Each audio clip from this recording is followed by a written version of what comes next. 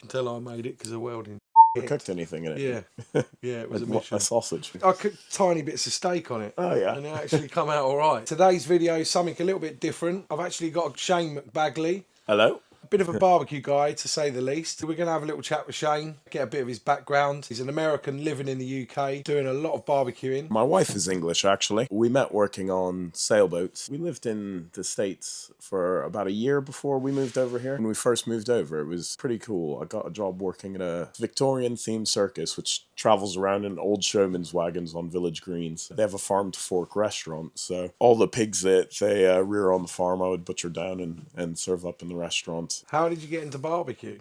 Was you already into barbecue before you got over here? Nowhere near as much as I am now. Like, we had girls and stuff growing up, would cook ribs and things. When I moved over, I really wanted to start a Southern-style catering company, and a lot of people were telling me, like, British people just don't really have an appetite for that. This was back in, like, 2010, and I remember, like, grill stock and everything started kicking off. If people like barbecue, they're gonna like Southern food. We had an event catering company, and we started doing, like, briskets and pulled pork and everything, and it was going really well. And we ended up buying another company called Pitmaster, and ran both of them side by side, and through that I ended up working with Weber quite a bit. I started doing courses for them. That was back in like 2015. It's been a long old time now. I do private courses as well. I do them with my mate Tubby Tom. Probably know Tubby's barbecue. Yeah, that's how we met. Bumped into a couple of people when I've cooked up with my mates round and whatnot, and they've really got into it. They're like, what? Yeah. What's that oil all about? You know, smoked? Don't know about that. And then when they try it, they're like, wow. A tiny bit drizzled over some veg, grilled. Yeah, Perfect. it's great. But, you know, it's so much more than like rubs and sauces what he's doing. When I first met him, like, I think he started in 2014, and I met him at a farmer's market. And he wasn't so much pushing barbecue back then, was he? No. Are you a little bit to blame for that? I am. He wasn't that tubby when I first met him either. It wasn't Nor was I before I got into barbecue. Yeah, it was when we started cooking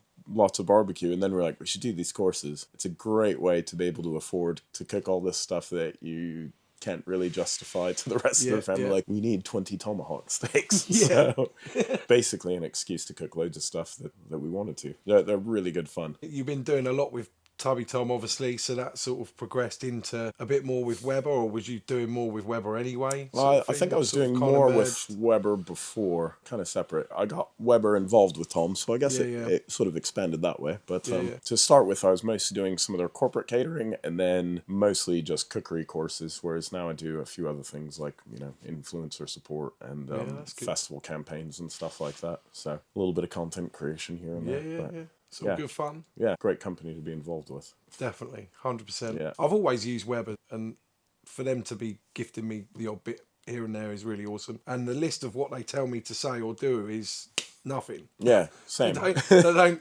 point me in any direction whatsoever. It's just like, there you go. Yeah. Have fun. Yeah, same. Which is cool. Yeah, it feels like one of those things that's really come full circle, because like me getting into barbecue was like largely my dad cooking lemon pepper steak on a little go anywhere on like every family vacation we had, and then my uncle who just had a kettle in the garden. So here I am now cooking for grilling on all sorts festivals and stages on the same grills. So last year you went off to the World Food Championships. How did you get on with that? That was a surprise. We did quite well. I took 3rd place in the live fire category. Pretty good. I was chuffed to bits with that. We weren't really expecting to do very well. 25 teams. When we got there, because my wife Maisie, she was my teammate, and everybody else had like 4 or 5 chefs on their teams. One of the other chefs had brought one of Gordon Ramsay's chefs on their teams and stuff like that. Was Tuffy Stone's, was it his nephew?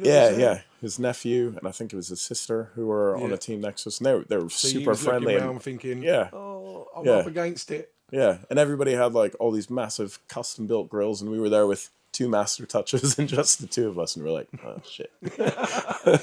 We took 5th place in the qualifying round, and then, in the final, we got 3rd. So I was very pleased with that. And we beat all the other British teams too, so I get to say top UK live fire chef. There you go. We almost weren't able to go. Like, the whole reason we went to begin with was I'm involved with this barbecue festival in France called the Championnat de Barbecue de France. And the World Food Championships had asked if I could get the winner of that festival to get a golden ticket to go to World Food Championships, and another barbecue festival I helped organize was the Cotswold Barbecue Championships. Oh, okay. And neither team that won were able to make it. Kind of like, well, can I at least come out and see and like help you guys market it a bit? They offered me like sponsorship to go out and see, and they're like, but you got to compete.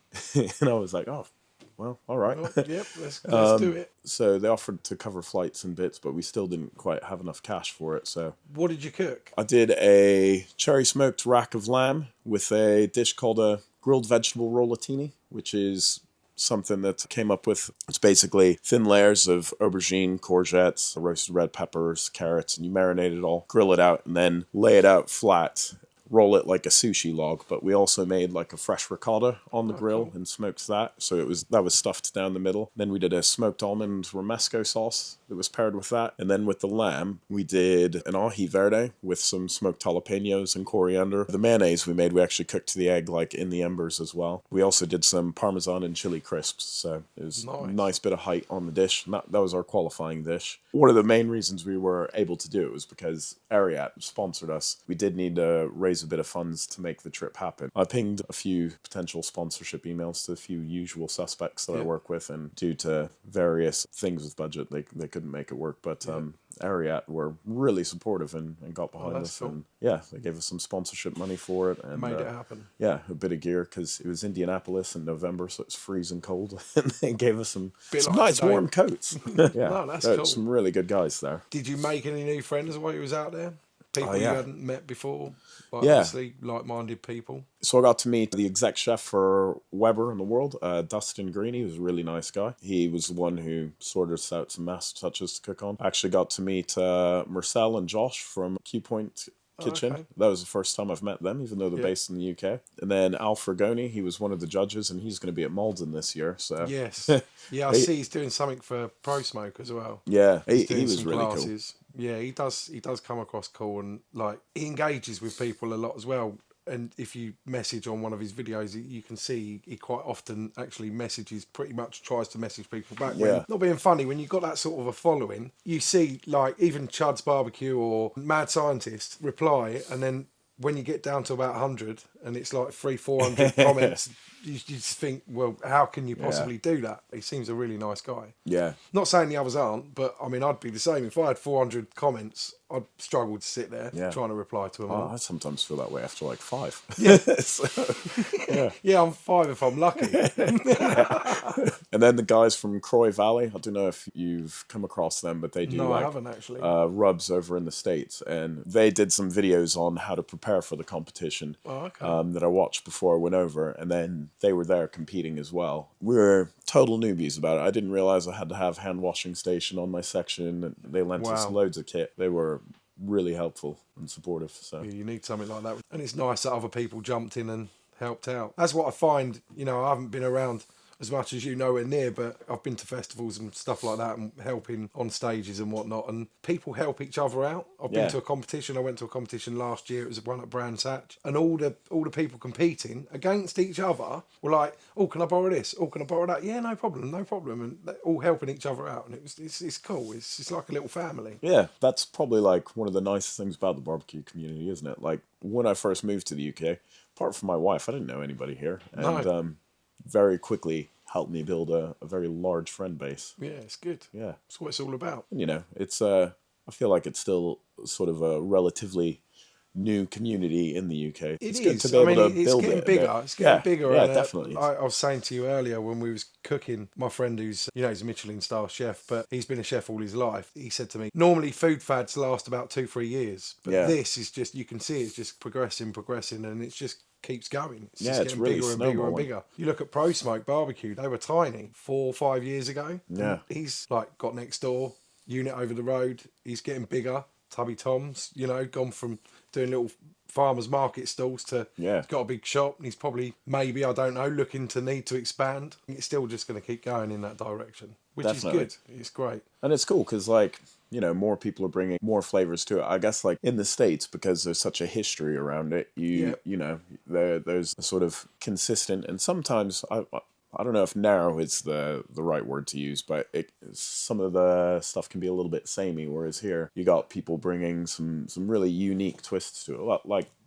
Josh and Marcel with the sort of Afghani barbecue fusion is super cool. I did see them on some videos recently. I love what they do. I'm passionate about it massively. Yeah, and also, you know, Kai from Game and Flame as well. He's doing some cool stuff at festivals with the whole fire cage venison and everything. When I was at Black Deer last year and the year before, he was my go-to. Yeah.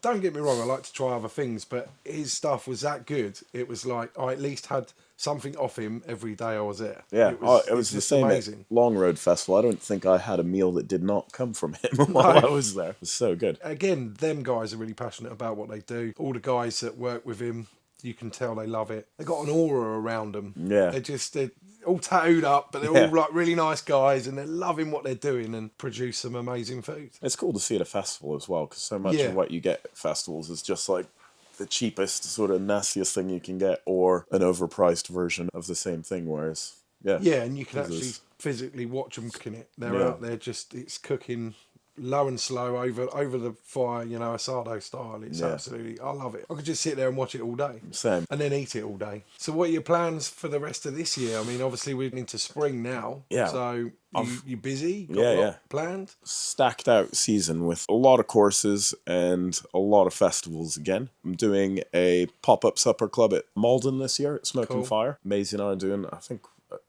we tentatively decided on a 6-course menu. We might sneak a few more in. Really? Yeah, got some cool bits on there. We've got back Stuff at Download again. Yeah, Tubby's we do about 2 a month between April and September. Yep. Got my Weber courses as well. A couple of private ones here and there. Long Road Festival, that one's always really fun. So Sizzle Fest, are you going to that? I don't know yet. I've not been asked. We'll see. Yeah, you never know. I'd like to. Yeah, it's a really busy summer. I also do barbecue and whiskey pairings. My mate Attila has a really nice whiskey shop in Nailsworth, really close to my home. Usually at least once a month I do these pop-ups there. They're quite small. We've upped the capacity to 20 people of an evening, but it's usually around 12. It's like 6 courses paired with some very nice whiskeys. He's like a master sommelier, so he's quite good at being like, oh, this whiskey has a hint of buttercup, which goes really well with lemon. What can you do that works with that? Yeah. We sort of build on the pairings that way. They're really good fun. It's for the amount of food you get and drinks you get, it's quite cheap. The tickets are usually about £40 unless we're rolling the boat out and doing 7 or 8 courses. It's all around a communal table, so everyone's sat together and they start chatting and everything. It's a good vibe. Yeah, sounds good to me. You got to come out to one of them. I will. So obviously you do a lot of barbecue school classes and whatnot. One thing I'm wondering is, what is one of the, not so much your go-to thing you do every time, but what's the one thing you do that most people go, wow? It's a funny one because you'd expect that to be like, I don't know, a cut of meat. A5 Wagyu. something, yeah. But it's actually a sauce. I used it in the World Food Championships as well. I call it an ember onion butter, and it's basically a version of a hollandaise, but you get some onions, you chuck them straight in the coals till they're all charred on the outside and they caramelize in the middle. Dirty. Yep, cooked dirty. And then smoke some butter until it sort of browns and goes that like a beurre noisette, and then usually a splash of bourbon or some vinegar in there, and you basically emulsify the onions in the vinegar and slowly dribble in the butter until it whips up like a hollandaise. It goes so good with steaks, pork chops, anything. Any lean meats is particularly good, but it's also good with a good ribeye as well. You know what, that sounds so good, I think we should do some. Let's do it. I'm going to go and get the ingredients and we'll make it, and we'll do a video separate to that, because that sounds really good. I got some venison in the car, so let's go. So what I'll do is I'll leave a link to Shane's Instagram down in the description, so go check him out. His Instagram's cool, like pretty quick videos, but to the point, how to do this, how to do that, lots of tips and tricks and all that sort of business. Get on there, go and have a look. Cheers. That's the thing about you that I've noticed, is you do like to do something a little bit different and outside the box sometimes. Yeah. Not all the time, but it's like a video I saw recently. I was scrolling along on Instagram and there you popped up, as you do. You was grilling a chicken on a flat plate, on a flat griddle. I'm like, whole chicken on a griddle, but it worked. Yeah. And it's something that I'd never seen before. And I was like, I want to try that now. Yeah, Weber are quite generous with the kit that they give us sometimes, and I was just trying to look for some inspiration. Lots of people do smash burgers and tacos on griddles, but there's no reason why I can't do spatchcock chicken, and the skin on it came out like Crispy. You could see it was nice and crispy. Yeah. Remember at the end of the video, you're like, right, we're now going to put it. It's done, but we're now going to put it over again, skin side down, to get it crispy, and it did look perfect. Yeah. It was great. Well, it's been nice having you over. Thanks, mate. Thank you very much. Thanks for having me.